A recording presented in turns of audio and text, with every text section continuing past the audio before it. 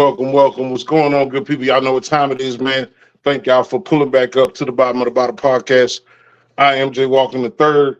That's my partner, my co-host, the co-owner of Bar BOTB Carolina Dirt 803. What's going on with you, player? And sure, you already know it is another hump day happy hour tap in. We back at it. Absolutely, man. Look, we always talk about the extraordinary people that we run into that we don't necessarily know their story. So we're gonna take a little time out to introduce y'all to Coach. I'm sorry, I'm drawing a little blank here, trying to get everything together. But he is a high school coach. He is USC basketball liaison, just a doer of all things, and we're gonna talk about that this evening. Welcome to the podcast, sir. What's up? What they do, fellas? How y'all? Man, look, All right. it's another day in paradise, man. How things going for you? Man, everything going well, man. Trying to win this region. Friday at Great Falls, man. Absolutely. How's your season been? Been up and down. My first year there, I just getting the kids allocated to my style of coaching, high level basketball, elite performances, being elite on and off the court. Just teach them some different things, some life lessons through the sport. You know, getting the mind state change, the whole culture change up at the school. Um, But it's been up and down. So we number one in the region right now. We took a loss last night. We shouldn't have lost. We could have sold up the region. But it don't matter. We'll handle it Friday. The winner. We got to go in there and beat Great Falls, and we win the region. First time they won the region by 6, 7, 8 years, something like that. Oh man, well, congratulations on what you've done so far, man. And we hope the best for you on Friday indeed. Appreciate that. What's the biggest thing, man?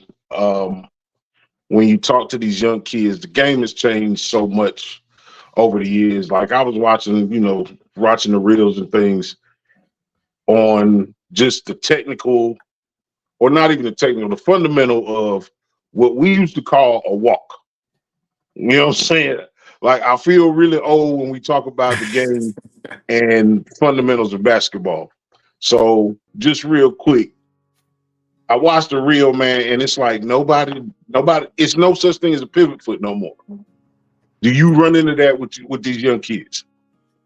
Yeah, man. You know, you got a little different rules and stuff like that. And since I played, I played in just about all the eras. I'm old now. I got out there a little bit. I get out there every now and then. But yeah, it's a little different rules. Some of the stuff that they do now would probably be considered a walk back in our day. But they got the false step. They got different stuff, and so you just got to understand the rules. And one thing about me, man, I ain't one of them that's stuck in the past. So I get them kids the let them be themselves. You feel me? I adapt with them. Game has changed. Certain stuff you still got to do. Play off two in the lane. Ball fake a pass to make a pass. And stuff like that. We still hard on it. But I let them do the euros, the step back, the side steps. You know what I'm saying? All that. The euro really been out. You know what I'm saying? They done put a little extra in it, but it been out. And they gave it a name. We used to do it, but you know what I'm saying? Then they gave it a little name now. Call it Euro. But other than that, man, the game, that shit still got to go in the hole. You feel me? Start At that the end of motherfucker the from day, going in the hole and put that motherfucker in the hole. That's Do it you right there. do you find it more challenging the kids that come directly from another coach compared to kids that might have took a couple of years off from having a certain coach? Is it harder for you to coach them? Yeah, I wouldn't say harder. I say more less challenging. And it's just because, I take a little pride in what I do. So, like just coming into the situation now, even though we only had like 2 or 3 returning kids that played a full season over there, and it's just different over at Johnson. Kids have different mentalities than a normal basketball player. I got a couple kids that transfer in. I brought my son with me, a freshman, so there's a few of them that know the game, but just teaching them and making them understand the game. For my AAU program, my travel basketball program, TeamUSC, yeah, when we do get some kids in that coming in from the high school and the middle schools and stuff like that, just transitioning them to my style of play. and just playing the right way, playing hard, and nothing given, everything earned. I don't care what somebody told you. This ain't no overnight. You know what I'm saying? It's about the work and about just teaching the game. Period, man. You know, you got these kids. They so skilled, they athletic, but they just ain't IQ smart. So when you teach it, it get kind of boring to them. So you guys got to stay locked in and be consistent with Right. showing them things and making them understand. At the end of the day, player, if you want to play on an elite level, this is what you got to do, because you know when you get to that college, man, it's system basketball all the way. You got very few schools that don't play a system and let you be yourself. It's different from the pro now. NBA, if kids can, some of these kids can go straight to high school. That's why it's so young. The NBA is more open. You can do more different stuff, you know. So you got a kid that may be raw as hell, and if he was able to go straight to the NBA, he'd still be raw. But some of them hit college and they get in the system. That happened to my son. You know what I'm saying? He went to Wake first, and you know, the system kind of didn't fit him. So you know, he struggled for a little bit mentally between the family, but out there nobody would never know that, because you know I just raised my kids to be like mentally tough and put them through adverse situations at a young age for them to get through that shit, so they can understand how the real world, especially my boys. You know what I'm saying? Gotta let them know they're young black men. So I make shit hard for my team, my kids, everybody, so they can get through that adverse situation, make some sound decisions, and you know, and if you deal with the youth today, you know, especially as a black man anyway, we already emotional because most of us raised by a single black woman or grandma or aunt, something like that. Was a lot of ladies around us. So just teach them how to take some of the emotional out of their decisions. You know what I'm saying? So that's what I be trying to teach them, and let them know that shit gonna take them a long way on the football field, on the basketball court, and in life, man. If we can leave some of the negative emotion and what I tell them is the female emotions out of it, you know what I'm saying? Y'all can go, y'all want to get a little emotional. We let you cheer at halftime with the cheerleaders. You know what I'm saying? Okay, now we're gonna get back to that, because this is a time where they call that toxic or an old way of thinking, but we're gonna get back to that. I'm gonna hold that point. We got this little section called First Call, man. It's 10 quick questions. I got 5, my brother got 5, or it's the 6-pack now. We're gonna go 3 and 3, 6 questions. All right. I'm gonna start with, what is your favorite era of basketball? My favorite era of basketball has to be the 2000s, the early 2000s, say about 2000, 2020, 2010, 20, around that era. That 10-year span, that's probably my favorite era of basketball. Okay. We always talk about, LeBron versus Mike, and a lot of people get left out of the conversation. Let's say, this is hypothetically speaking, T-Mac don't get hurt, Grant Hill don't get hurt. Who would have shared that spot with Kobe? T-Mac, man, by far. Yeah. Tracy McGrady, and see, I seen, I'm a Tracy McGrady fan, first of all, I'm older than him, but a little bit older than him, seen him play live as a youngster, so, and, my game was similar to T-Mac, so I got that gave him a little favoritism too, but yeah, T-Mac, that dude, man, like, what was underrated by T-Mac, man, T-Mac can defend like a mother, he put that ball on the ground, he athletic than a mother, smart as hell, and can shoot that ball, so, it was different, man. It's hard. Kobe would have told you. Well, Kobe done told y'all that already. Yeah, absolutely. Absolutely. I think a lot of times, my beef with the younger generation sometimes be like, I don't know if we was forced to, but I felt like we would go back and check on the history of certain things. with music, with basketball. I don't feel like there's a connect with the younger kids going back. You absolutely right, man. Like, and it's because it's a microwavable era, so they see everything quick. They think everything supposed to happen like that, and shit's so easy for them. Like, it's Right. just easy to pull up a highlight. It's so easy. Like, we back then we had we could just pull up a highlight. You had to wait for Sports Center if you was fortunate to have that. You know what I'm saying? Or shit, you reading damn slam magazines or Sports Illustrated and shit like that, and then you watching it when you do get to catch a game. You know what I'm saying? It might be MJ or something. You know what I'm saying? You see the moves, you see the little commercials or whatever and shit. We out there trying to do the moves. For sure. We live by experience, so we want to know, damn, how he got here and how he got there. These days, they think that shit just dropped out the sky. They think they just got there. They don't understand the grind. They don't understand that, and they definitely don't. And I tell them, I'm from the street, man. I grew up tough. You know what I'm saying? So I tell them the same thing for the ones that be in and out the streets, trying to bring them back over to the right side. Like, man, like, oh, the streets ain't even the same. Like, there's no respect. They don't respect OGs.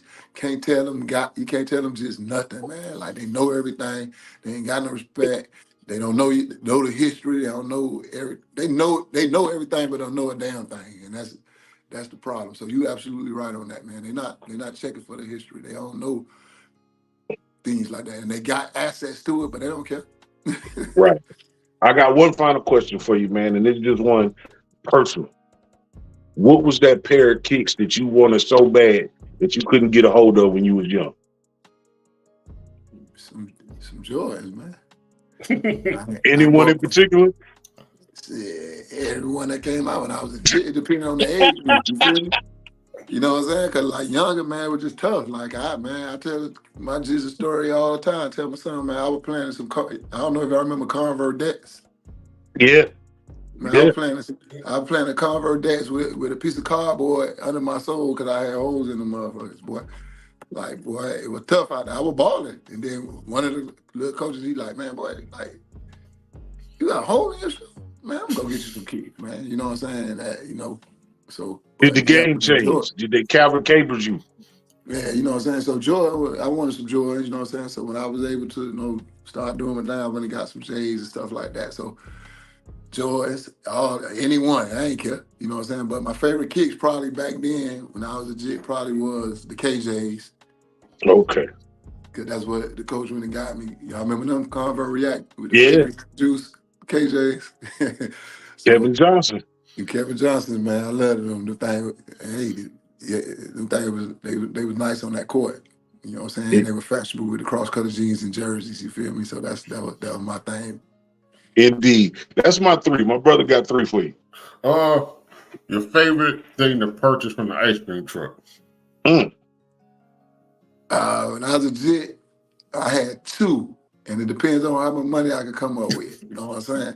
So if I'm under $1, I'm gonna give me a push-up. Okay. You know what I'm saying? If I can get 50 cents, I can give me a push-up. If I got $1.25 or more, I'm giving me a Nutty Buddy, man. Okay. I love that fun dip. You remember a little fun dip with the little stick and the powder? I used to love Kool-Aid. Yeah. All right, a harder sport. Rugby or that roller derby? Both of them get you. Roller derby, because you got to skate. You're going to be able to skate. You got to skate, boy. Like, that's different. That's some tough shit right there. That's different, boy. That's different. All right. And my last one, just because you talked about it, you got a guard in their prime. Kevin Johnson or Steve Francis? Shit.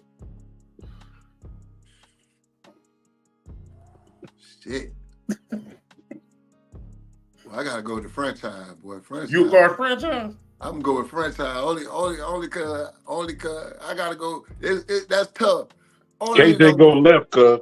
And if KJ go left, if you got a strong move to the left, you gonna beat 8 out of 10 motherfuckers. Yeah. KJ was tough, but KJ had that jumper like franchise. That's separate enough. That's the separator, and that's what I was gonna say. Like you couldn't stand in front of KJ, but that jumper different. When you got that J, that shit just different. Yeah. That was my 3 right there. That was a quick 3. That's the 6-pack right there, man.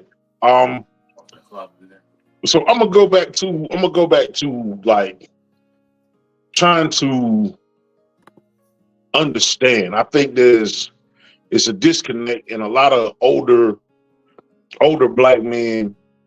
I mean, even with our generation, like, you know, your parents will look at you, your dad or your guardian, whatever, they'd be like, you crazy as a bag of motherfuckers, stuff. And I don't think they as crazy as us. I think we was more brazen, we was more willing to try shit, but they definitely more emotional, cause like where whoever our guardian was, they'll be like, cause I said so, and shut the fuck up about it. And these kids always got a rebuttal, and they always think it's a personal attack. You being in that element, man, what's your way to deal with that? And that's one of the roadblocks that I run into all the time, man. And you was exactly right. And man, I just consistency. And that's what it be, you know, and you know, just like, you know, talk about what the situation at the school we at, you know what I'm saying? Even just in the neighborhood I work in and all the kids I work with, it just be consistent because a lot of adults, you know, especially like the teachers and stuff like that, especially the older ones, they just be tired. Yeah. So it's a rebuttal, and they just rather not argue, they just let them have it. Yeah. So now they getting used to just letting them have it. And then another thing is, you know, our parents, you know, maybe been from the hood, maybe they've been for the struggle and stuff. They made sure we understood what work was and hard work is. These parents, even the ones that's like financially real bad, a lot of their kids still have certain stuff. Like I say, I still, my mama never bought me no Jordans. My mom never bought me a pair of shoes over $40. You understand what I'm saying? And she worked every day and worked hard. He would have got an income tax, you know what I'm saying, stuff like that. These kids, some of these kids right here, you know, lights might be off and they got $200 pair of shoes on. Ain't no way. Yeah, so that's what they don't understand. It's hard for them to understand. Everything they're spoiled brats. Right. And it's different from when we was younger. But just the emotions in it.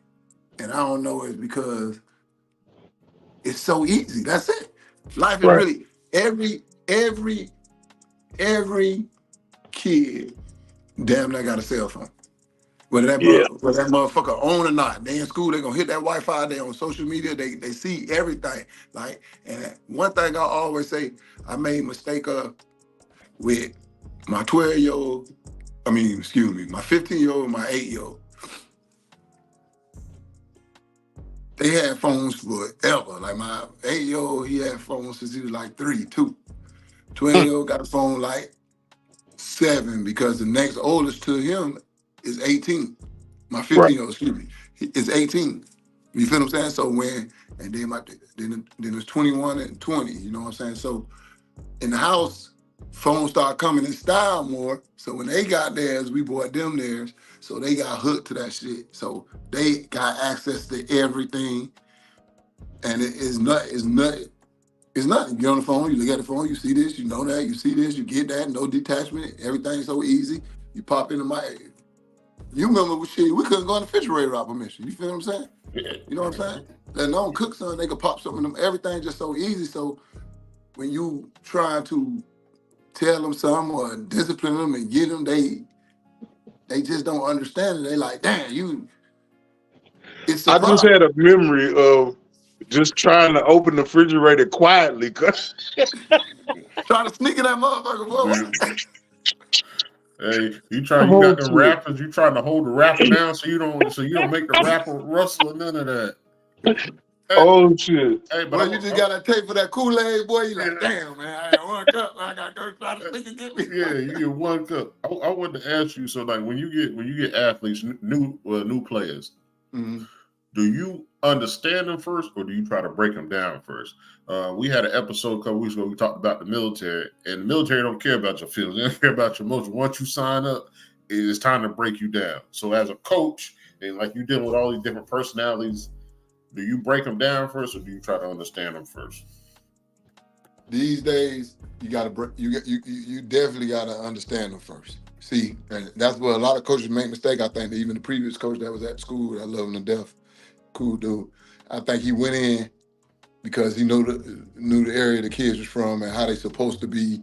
You know what I'm saying? The stigma they got on them, and I think he went in there and trying to, oh yeah, you know what I'm saying, and didn't know the kids. Right. So the Right. kid, like you said, they're emotional. So they got to like have some kind of feeling. You got to have some kind of connection, some kind of trust with you before you get on their ass. Yeah. Because if you don't, they bucking and they talking big boy shit. You feel me? So I'm talking about big boy, and they be on that. You know what Yeah. I'm Right. saying? Because it's easy for them. You feel me? So, but yeah, so I get to know them, try to figure them out, and I'm that type of individual anyway. I'm that type of man anyway. I'm very observant. I peep game. You know, I watch you. You know, I study people. So that's what I do. You know what I'm saying? I get to know them, break down, and then break down their mental, how they act, how they react to certain stuff, and then that's when I get in there. You feel me? So Right. like, just for example, I ain't the since January, since after Christmas break, I'm a whole different coach than they first got. Right. And Christmas break, I was nice. They were getting away with all type of crazy stuff, you know what I'm saying? Stuff like that I wouldn't play if we were seasoned. But I got the job late and had to get them, like I said, a lot of them ain't, I got like 3, 4 kids. They never really played basketball like that, but it was athletic. Put them on the team, they balling now, teaching them the game. So, but what I did was get to know them a little bit, and now, you know, I'm telling them like, look, in a minute, man, it ain't gonna be like this. You need to fix that. Right. It's gonna have to happen. It's gonna have to happen. Came out of that Christmas break, we played Columbia High and lost. And so it's time now. Never should have lost that game. How we lost that game? I said it's time now. Boy, they thought I was a maniac. To the You know what I'm baseline. saying? They like, who the fuck this nigga is, man? You know what I'm saying? So they like, man, but you know, I earned their respect and they earned mine. You feel me? So the ones that, we started with 15. We didn't have a JV. They didn't have a JV in like 3, 4 years. I had 15 on the JV. Right now we still got 12 on each team, you know what I'm saying? So, and then the ones that didn't make it, they still my dudes, still rock with them, you know what I'm saying? And they cut themselves, just not doing what they supposed to do and buying into the system. But I still mentor them, I'm still there for them, and there ain't no hard feelings. So that's the kind of love I like to have, you know what I'm saying? And just for the whole community, everybody, who came through me, they respect me and I respect them, and they got love because I really showed them genuine love. And it was always more than sports, you feel me, with me. And they understand and they come back right now, man. Let me Appreciate you, ask coach. you a 2-part question. With this new group, you being, you starting a new way, you know what I'm saying, a new legacy. Did you have a already established leader, and did you have a kid that you were surprised that stepped up? With this group here, man, we don't got no leader, man. That's what we missing.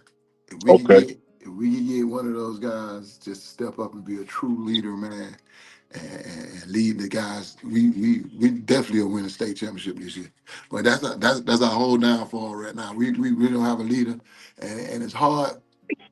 It's hard these days. I respect any kid. Like my travel basketball team, my pride and joy to 2027 guys. I got 2 teams very good, premier and elite, and just about all of them, they get together, they lead each other and stuff like that. So that's very rare, you know what I'm saying? So, Right. with my high school, I don't have that leader. I brought 2 guys over I love to death, you know what I'm saying? I was hoping they were going to be leaders, you know what I'm saying? But, you know, at the end of the day, it's tough, especially in that situation. So I respect it, but I don't tolerate it. Clock me out for me, Dan.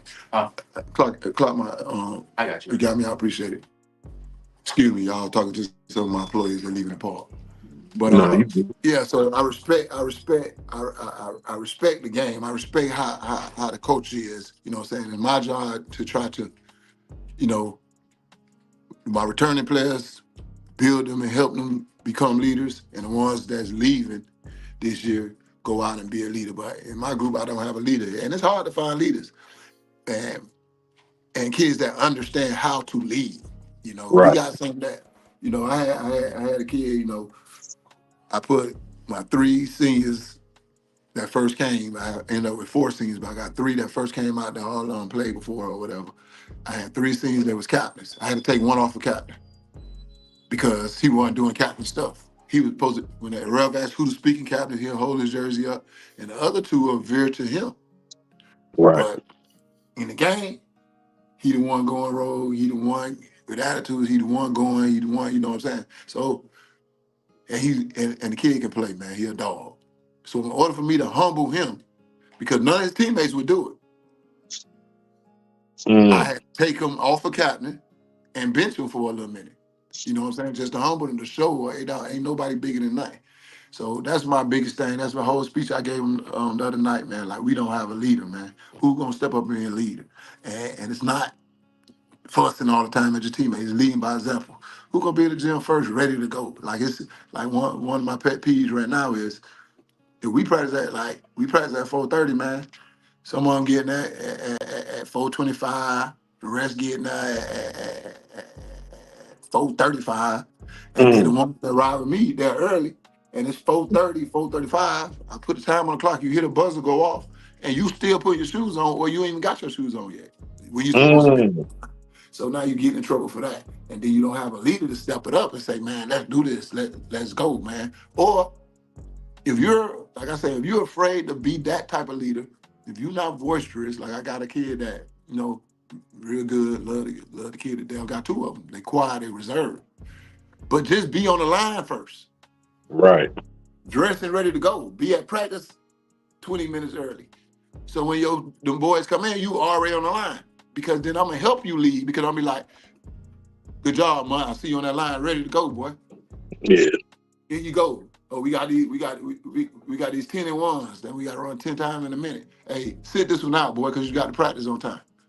You was already ready to go. You know what I'm saying? Stuff like that to help them be able to lead by example. So that's what I'm working on with this group right here, with my high school group.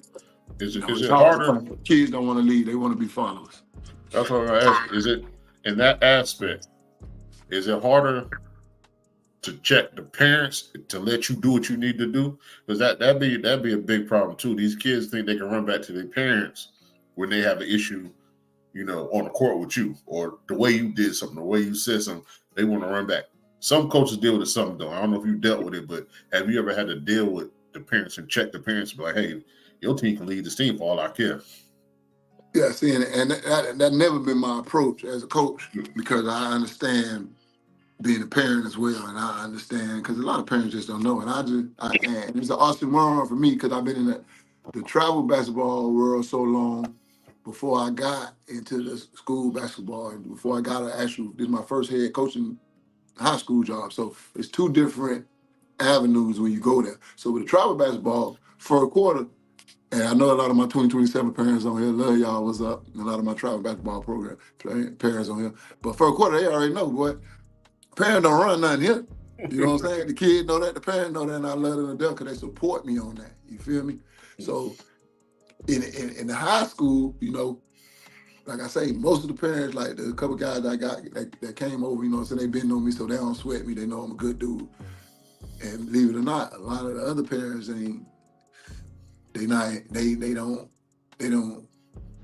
some of them just happy their kid out there playing, man. So they're glad they got a babysitter. Right, I haven't. Not even they ain't got a babysitter. They just happy because he wasn't doing nothing. Oh, You understand what I'm saying? And he doing something positive. So You know, so I haven't ran into the parent that some of the coaches run into that I see. You know what I'm saying? In my program, we having that issue. But I'm not the head coach of it, I'm the director. So it come to me.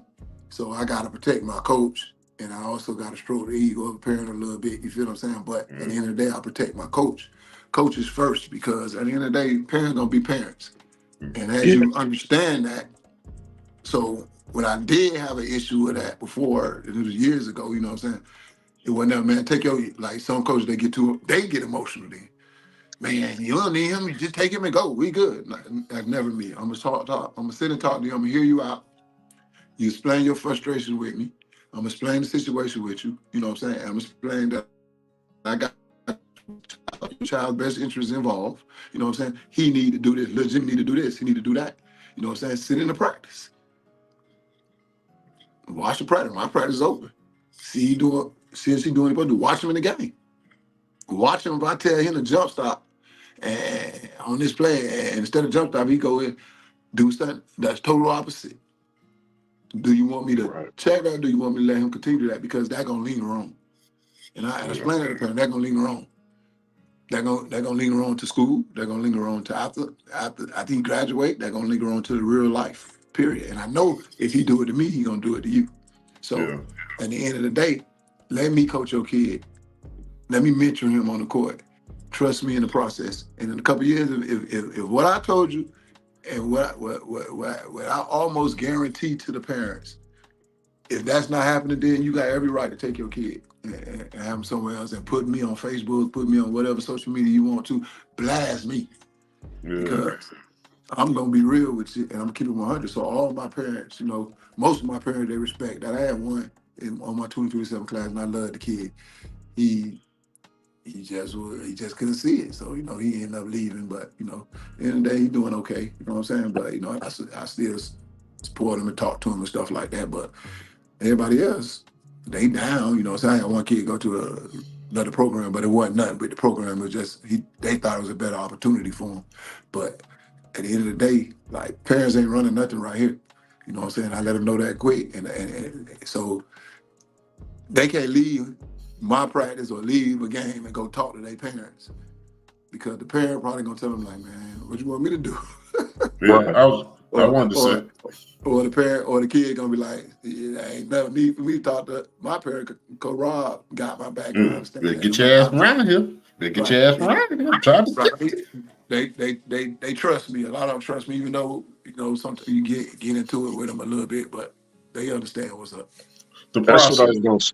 Yeah, I was gonna say, like, I feel like in the age group we in and where we came from, like, even with the street shit, there was a structure, there was an organizational chart. You know what I'm saying?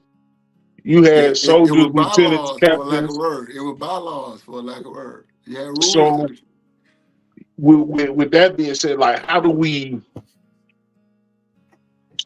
try to continue to grow that when these kids got so many different options and they got so many different outlets and all of that? It's like trying to get them to understand, like, this is not a personal attack on you.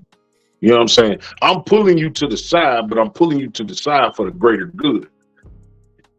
I just feel like I just hear so many kids going back and forth with their parents now, and we at a time now where everybody got to be understood.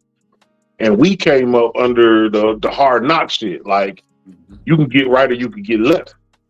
So what's the median? Like, how do you try to bridge that gap? with me is a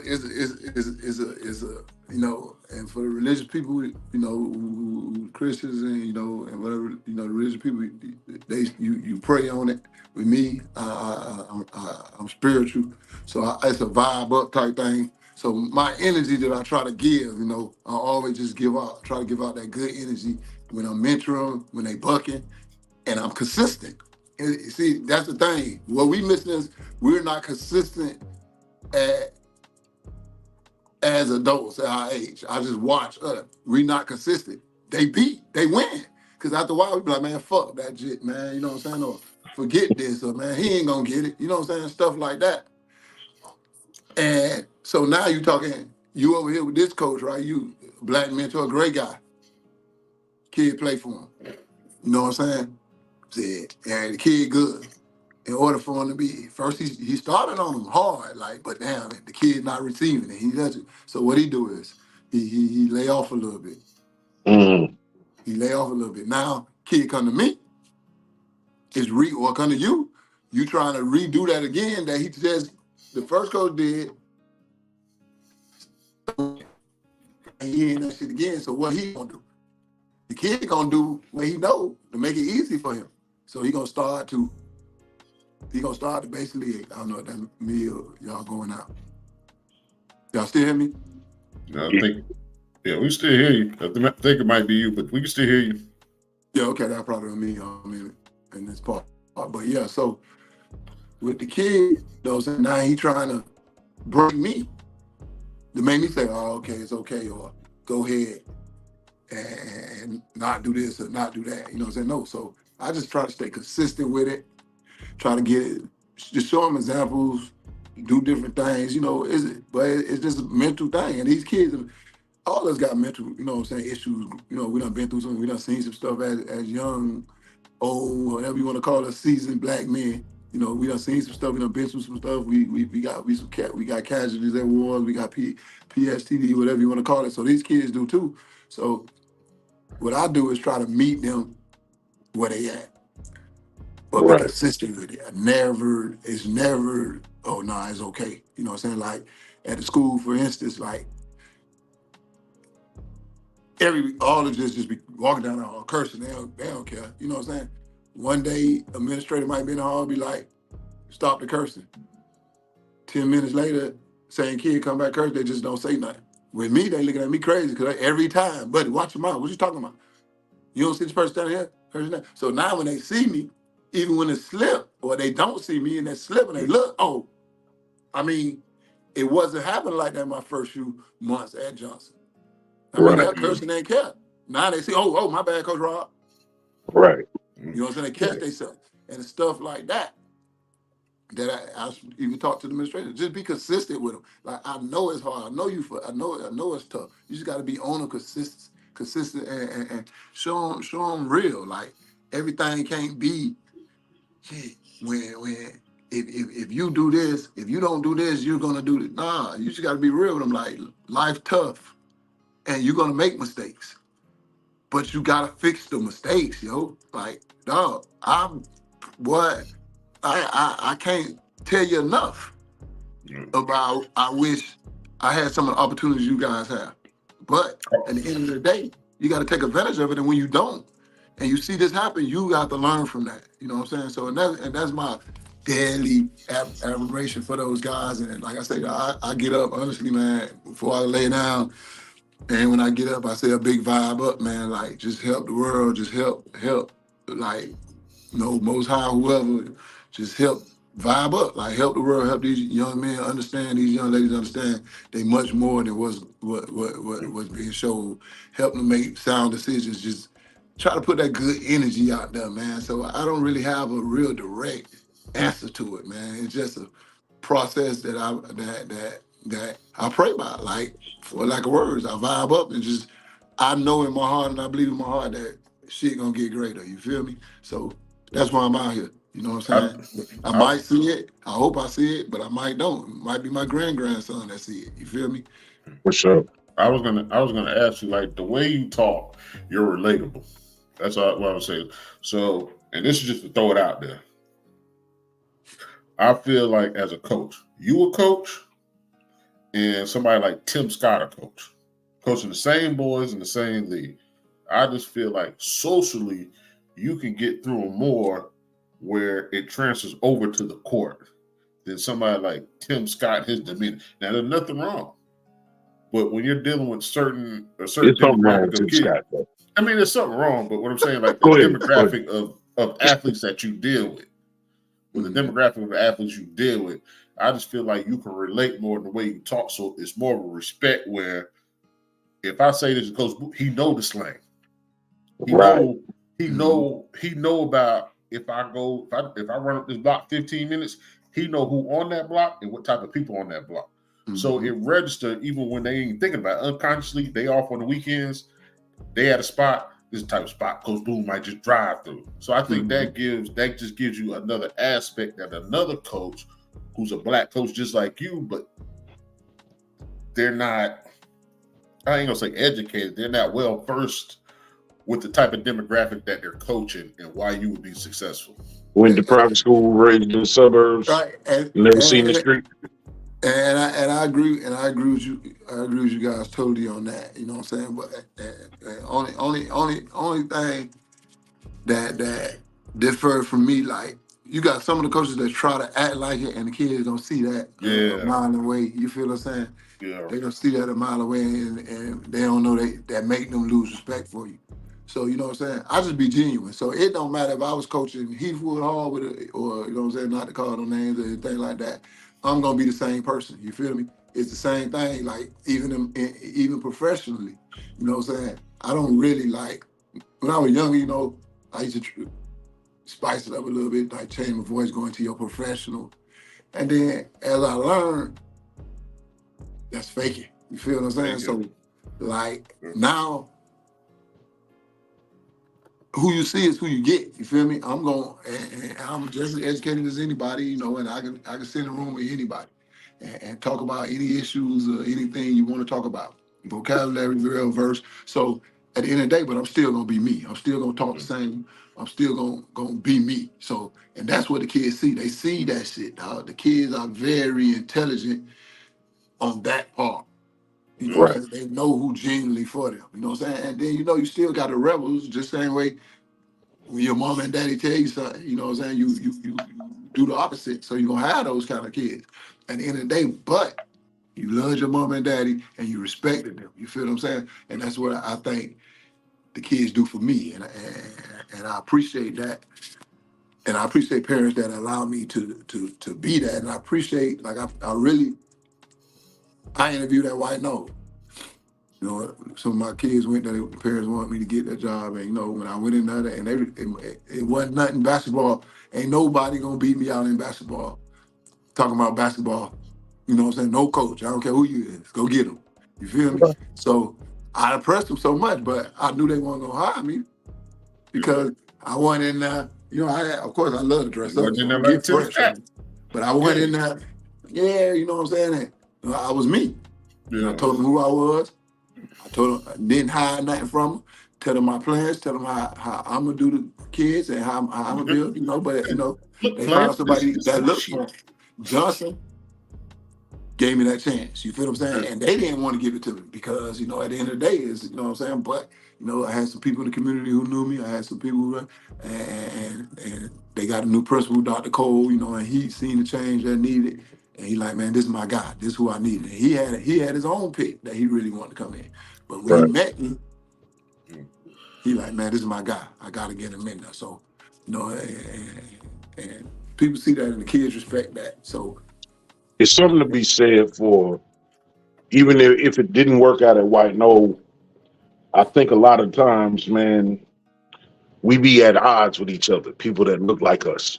You know what I'm saying? So it's something to be said that you did have that support in the community.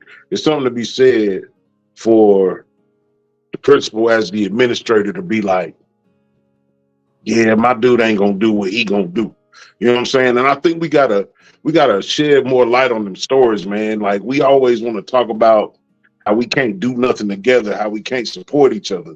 So the fact that you was able to convey your message and he was able to understand it and even make the hard choice, at least a hard choice for him.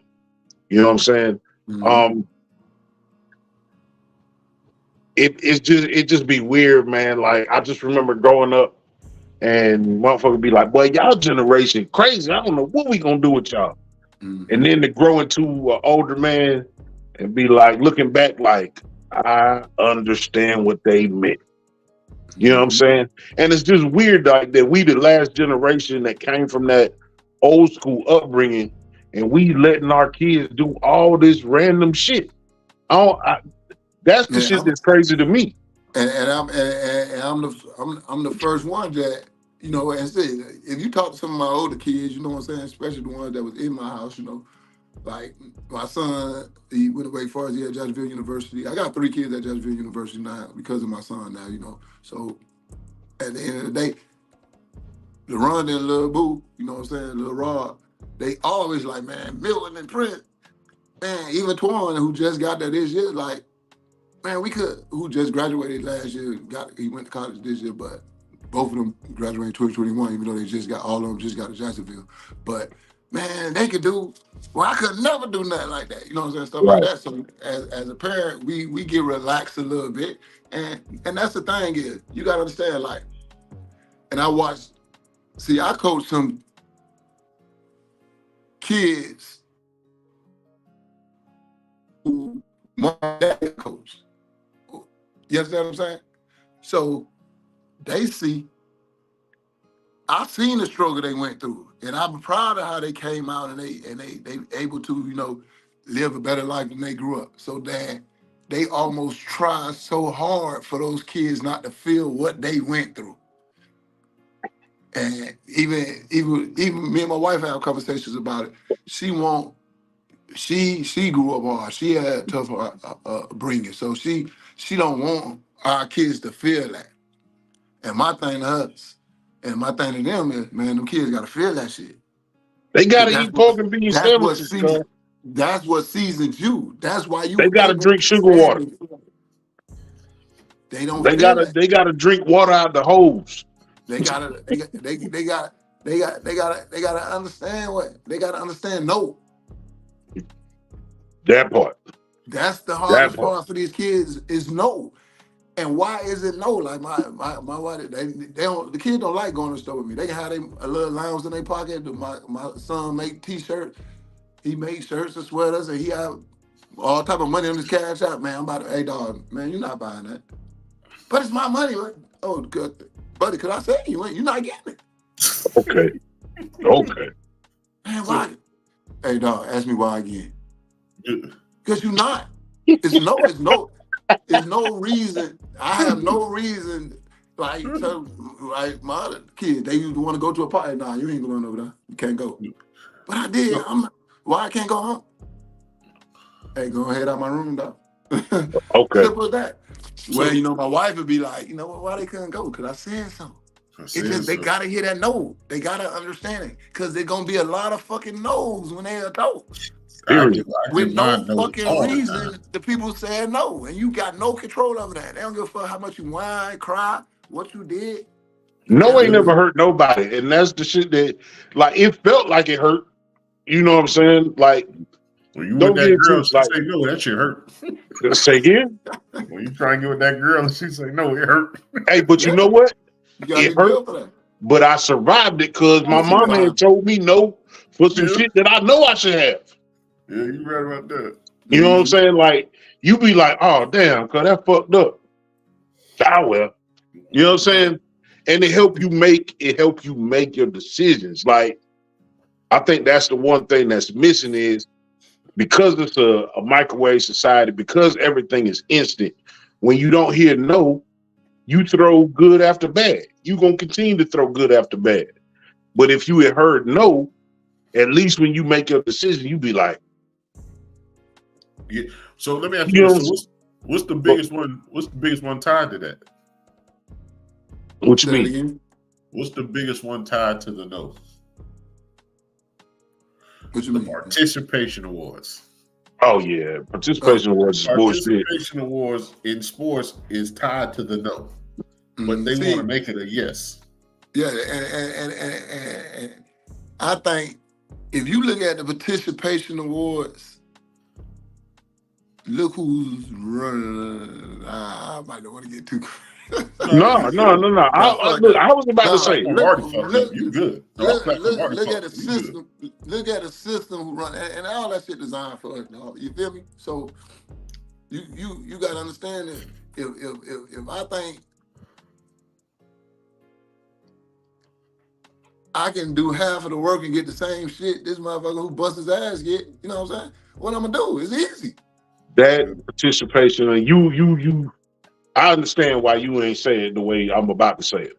The participation award came from them people, them YT people who got kids that they want to have these experiences.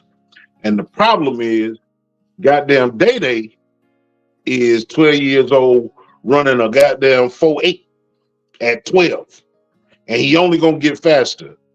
And Rupert ass, who play with bugs or play the video game, he just gonna be on the court looking around.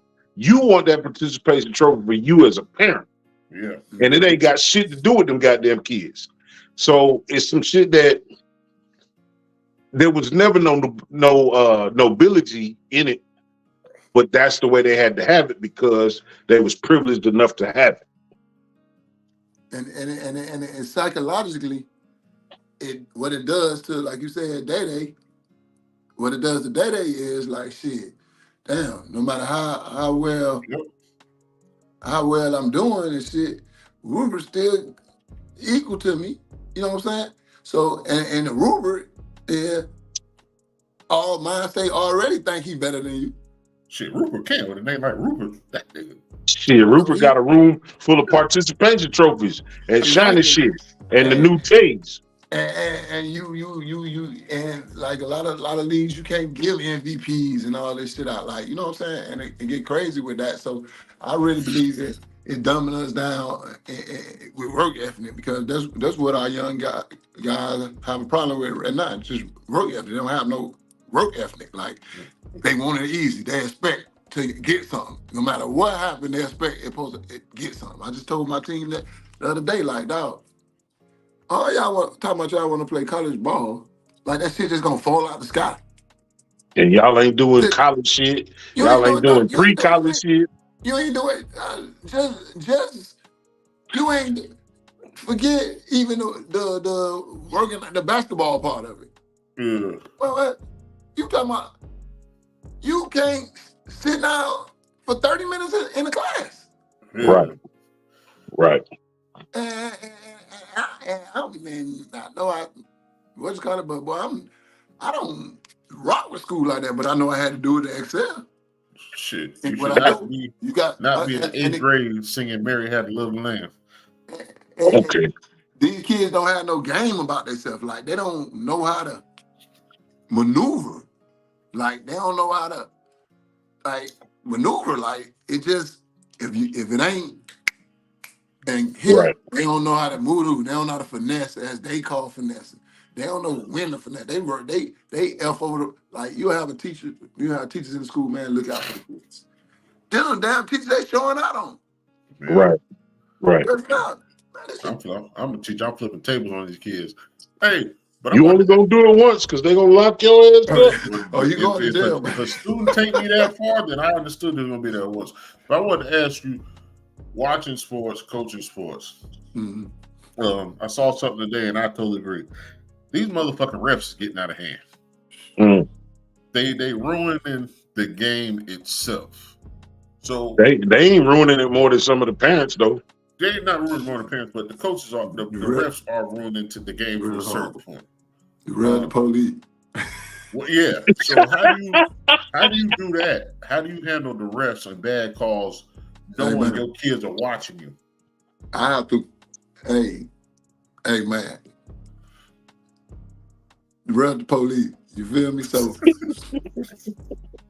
you got to. That's what they is, man. Like, I mean, and they act just like it. You see what I'm saying? So with me, I try to. And over the years, I have learned to be a little more reserved. And you know, like I say, I gotta peep the game. I gotta peep the scenery and see how I can talk to this ref, what I can say. But at the end of the day, I gotta show my team, my guys, I'm there for them, and I'm a man. At the end of the day, I had to tell the ref that not too long ago. But hold up, now, all this stuff going on. I whispered to him. All this, at the end of the day, boy, you're a man and I'm a man. So watch what you're saying, because they really out of line, man. These refs will say some shit to you, man. They know because they striked up and you the coach and they in control. they know that, so they gonna say it. Yeah, your kids is watching you handle And it. the kids watching you, and you telling the kids not to say to the ref. So you had to, Right. and I had to, and my cousin, my assistant coach Trav, I had to get on him. I had to get on him last night. We were down at Matt B. Boy, they hit us up. The ref hit us up, and we just telling the kids all before the game, the practice before, man, no emotions, man. Keep the emotion out of it. Just play. They not gonna call. They gonna kill us. They gonna we just gotta play. And they did something, man. It was real crazy. And it took everything in me, boy.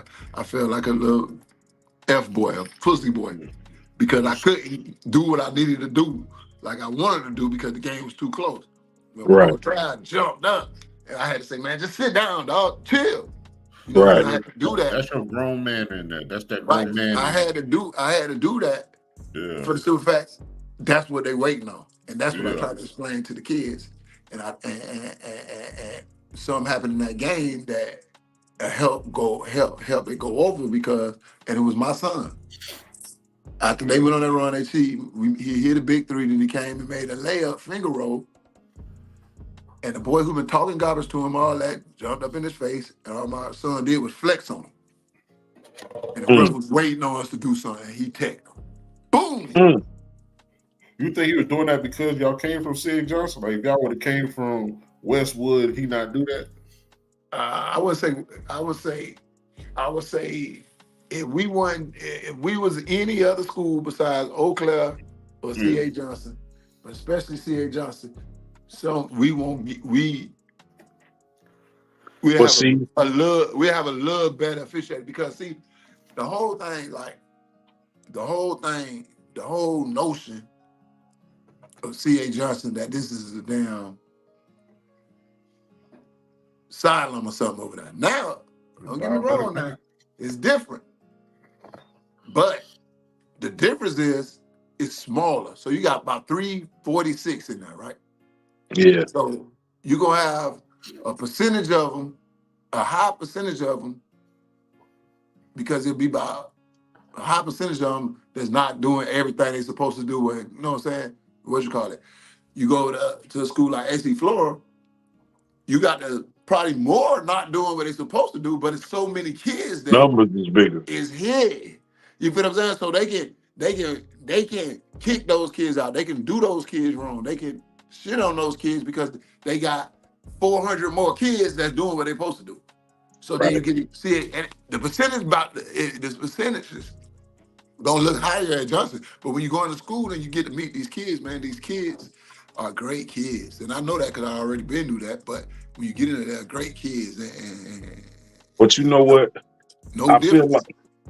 I feel like even though it's bullshit, you know what I'm saying, that they gonna treat you differently because you come from a certain place, or I think those are the lessons that build you into beyond school, because you're gonna have a job and you're gonna have a motherfucker that's in charge of you at your job that's gonna act just like that ref, and you need to understand that you can't curse them or you can't beat them up, or if you do, it's a consequence. And that consequence is going to be way more damaging than a technical foul in a basketball game. But you still got to stand up for yourself. You still got to stand up.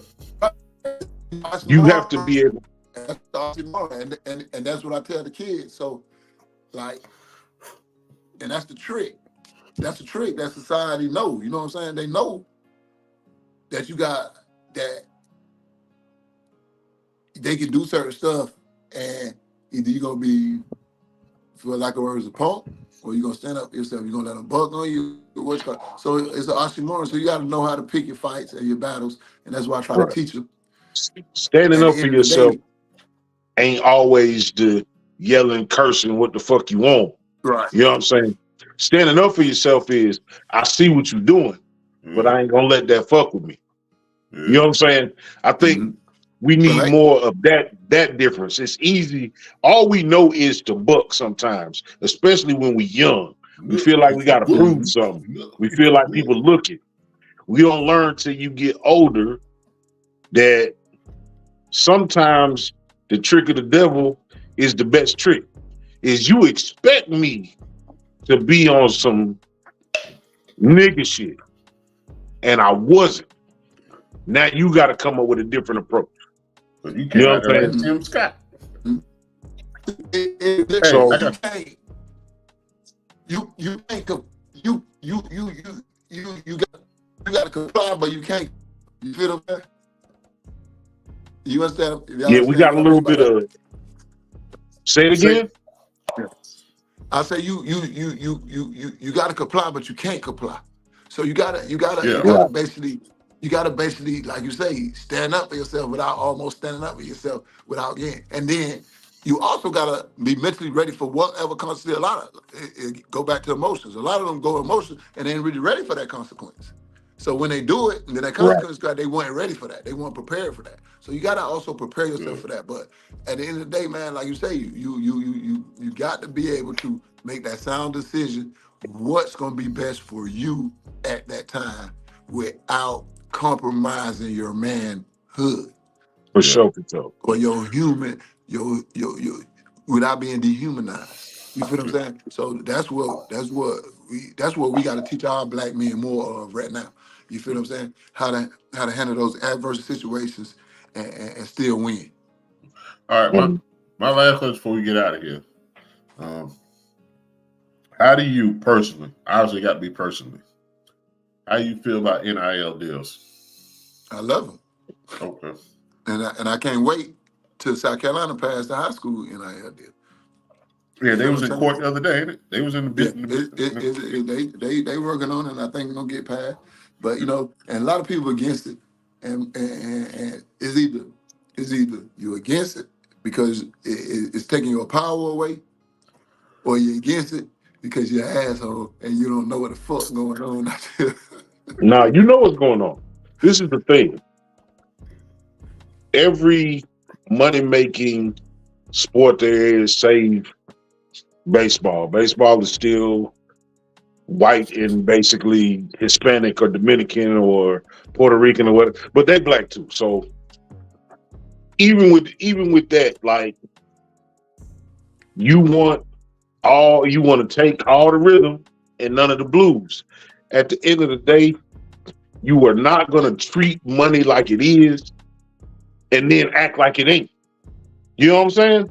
Right. I understand completely what you're saying.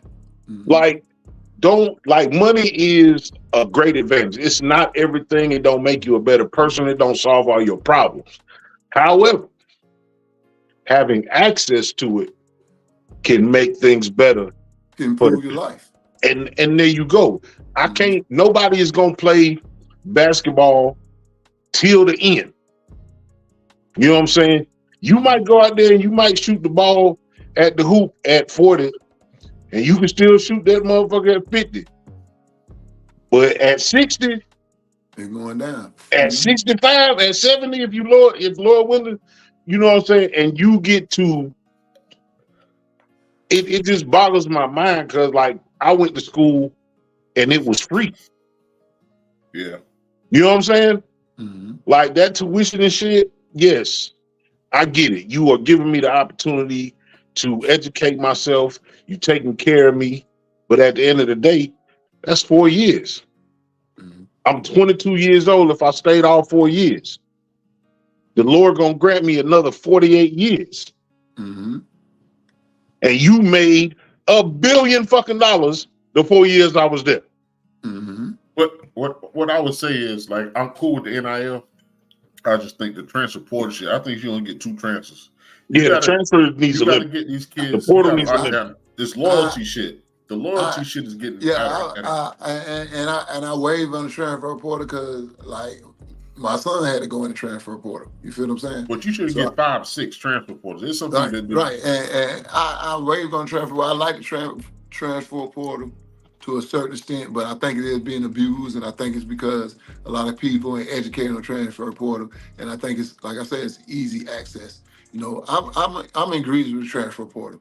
You know what I'm saying? Too far as okay, you might just don't be the fit. You feel me?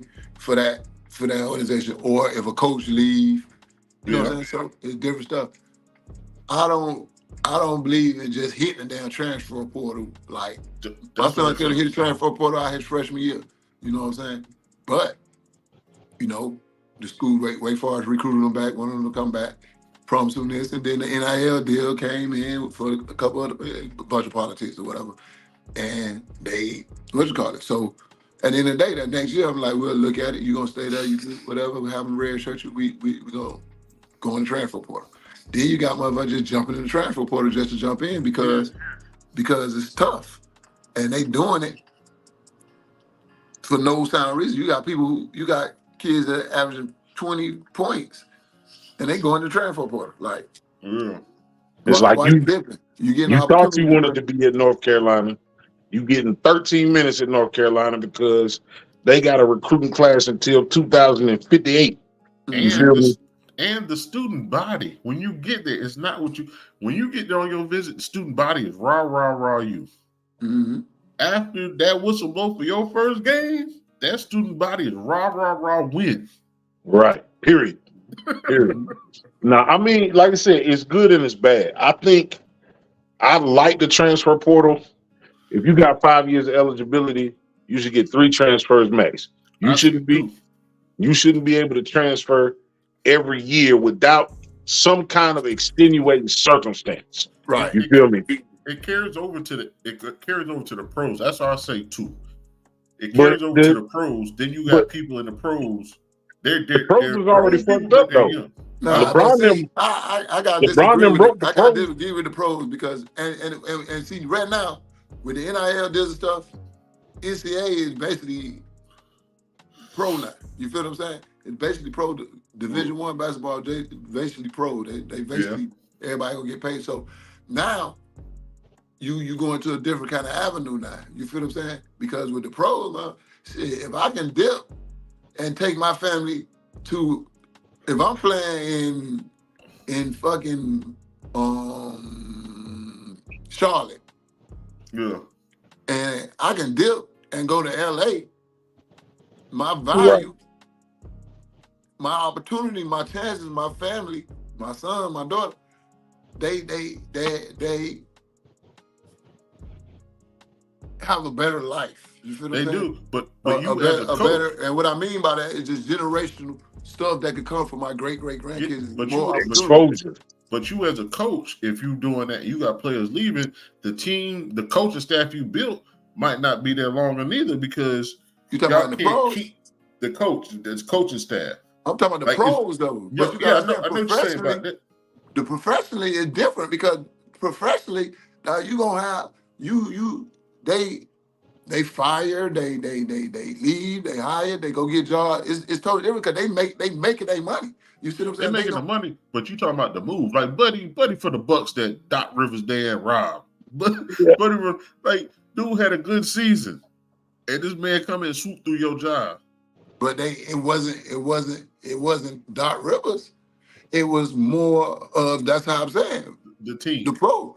It was the pro. The owners made that decision. Like general manager, like we're gonna get them out of here. Here go your money, go. You feel what I'm saying? So it's not like it's not like me and your job. We walk in that motherfucker and they be like, "Nigga, you gone." You feel what I'm saying? Well, if we on the coaching staff. No, when you get fired under contract, you get your contract. Yeah, you get paid. You get your contract. You feel what I'm saying? Especially if you ain't did nothing. So that man got his whole contract. And he can go get another coaching job, and that job still, the Bucks still paying him his contract while he coaching for another team. The Commanders still playing. I'm just thinking about the family. Like if I move my family I'm coaching in Charlotte, and then I move to Milwaukee, and then I get fired less than a year. Now I got to take my whole family and move somewhere else. But see, but you ain't broke moving. With the coaches, they're not really doing that. Like earlier, like a good friend of mine, Tyrone Corbin. You know what I'm saying? Oh, okay. Ty, my people. You know what I'm saying? Ty had coaching job at Utah. He was down in Orlando for a minute. He up in Charlotte now. So you know what I'm saying? He never really moved his family everywhere. He waited till he found a place that he was gonna stick, that he was calling, which was Utah. So he moved his family to Utah, and they stayed there even when he was coaching. You see what I'm saying? Then you start to move, you buy a little somehow you make enough money to do that kind of stuff. You don't have to uproot your family if you know you're not, your chances of you not being there alone. So like with that guy, I'm sure if he moved to Milwaukee, they gonna still be in Milwaukee. He ain't finna move quick because he's still getting paid.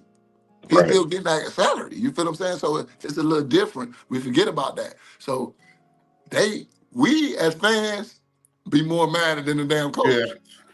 that's what man. All right, Because the real coach quick. be like, yeah, okay. You know what I'm saying? These players, more than likely, he wasn't getting along with the star players.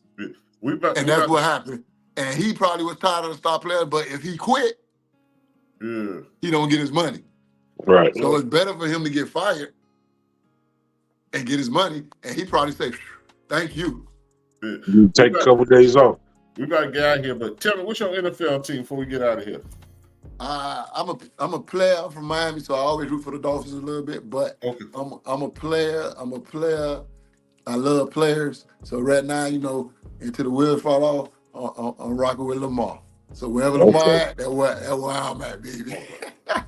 I can dig that. Coach McCray, man, look. Brokeback Mountain, they come out your mouth. Who you like? I'm a Green Bay Packer fan. I'm glad you weren't no Dallas fan. Oh, no. Well, Coach McCray, man, I tell people that come on the show, man, I appreciate you. We always talk about, money is the greatest commodity. Time is the greatest commodity, man. Sharing your time with us. You got a full schedule. You got a family. You got these boys to coach, man. I just want to say I appreciate what you do for the community, what you're doing for these young black men, the direction, the care that you're taking with them, the structure you're trying to bring. That shit is priceless, man. For all the advances that we make in the world, they still see us a certain kind of way, and you helping them young men navigate that shit is very important. I wish nothing but the best for you in your coaching, with your teams, and everything that you do. And just want to say thank you. I'm gonna give you a moment to shout out whatever you want to shout out. If you want to share your social media or whatever, let the people know what you got going on. Man, right here, y'all know me. Most of y'all who tune on is Coach Boo, Coach Rod McCray, man. I want to shout out C.A. Johnson High School, man. They doing great things. It's up over there, man. Dr. Cole, principal over there, doing great things, making a big change over there. Y'all come support him and support that staff and support those guys over there. One time for Team Unleashed South Carolina, TeamUSC. Everybody know what it is, man. We up. One time for Darius Wiley, man, my co-director, Coach Trav, Coach Tim, Coach John White, everybody involved, man. So many people. One time for Trey 3 Carolina Hurricanes, man, long live Trey. One time for all my parents. One time for the kids. Special shout out to my family, to my sons, my daughters, and the biggest shout out goes to my wife, Crystal Smith McCray. Love you, girl. Keep doing your thing. You're shining. It's gonna get better, man. I love everybody and appreciate you guys, man, for putting a platform out like this for you. Come in, be real, relax, let your head down for what they say. Have a good time, have a good intellect conversation, man, with true brothers with no agenda, man. So thank you guys for that, man. Absolutely, man. Look, that's what we here for. We about the community, man.